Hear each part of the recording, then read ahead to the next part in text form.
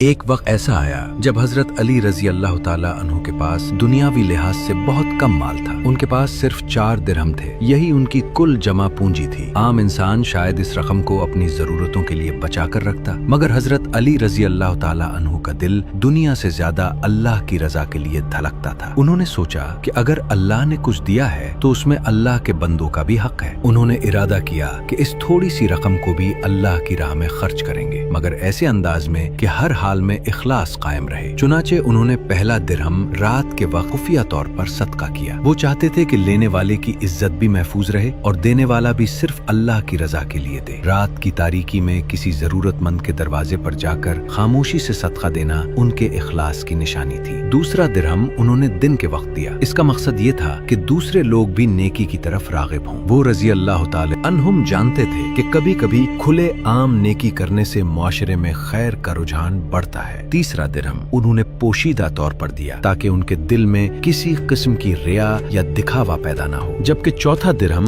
ظاہر کر کے دیا تاکہ لوگوں کو یہ پیغام ملے کہ اللہ کی راہ میں خرچ کرنا باعث عزت ہے، شرمندگی کی بات نہیں۔ یہ صرف 4 درہم نہیں تھے، یہ 4 مختلف نیتوں، 4 مختلف طریقوں اور 4 مختلف اخلاص کی مثالیں تھیں۔ حضرت علی رضی اللہ تعالیٰ عنہ کی زندگی میں سخاوت صرف مال دینے تک محدود نہیں تھی، بلکہ ان کی عاجزی بھی بے مثال تھی۔ وہ خود محنت کرتے، سادہ لباس پہنتے اور اکثر ضرورت مندوں کی مدد کرتے ہوئے اپنی ذات کو بھول جاتے تھے۔ کہا جاتا ہے کہ کئی بار وہ رات کے اندھیرے میں غریبوں کے گھروں تک کھانا پہنچاتے تاکہ کسی کو معلوم نہ ہو کہ مدد کرنے والا کون ہے۔ ایسے لوگوں کے بارے میں قرآن میں اللہ تعالیٰ نے فرمایا کہ جو لوگ رات اور دن پوشیدہ اور ظاہر اللہ کی راہ میں خرچ کرتے ہیں ان کے لیے اللہ کے ہاں اجر ہے اور انہیں نہ خوف ہوگا نہ غم۔ حضرت علی رضی اللہ تعالیٰ عنہ کی یہ ادا ہمیں سکھاتی ہے کہ اصل بہادری دشمن کو شکست دینے میں نہیں بلکہ اپنے نفس پر قابو پانے میں ہے۔ اصل دولت مال جمع کرنے میں نہیں بلکہ اسے اللہ کی رضا کے لیے خرچ کرنے میں ہے، اور اصل کامیابی وہ ہے جو انسان کو اللہ کے قریب لے جائے۔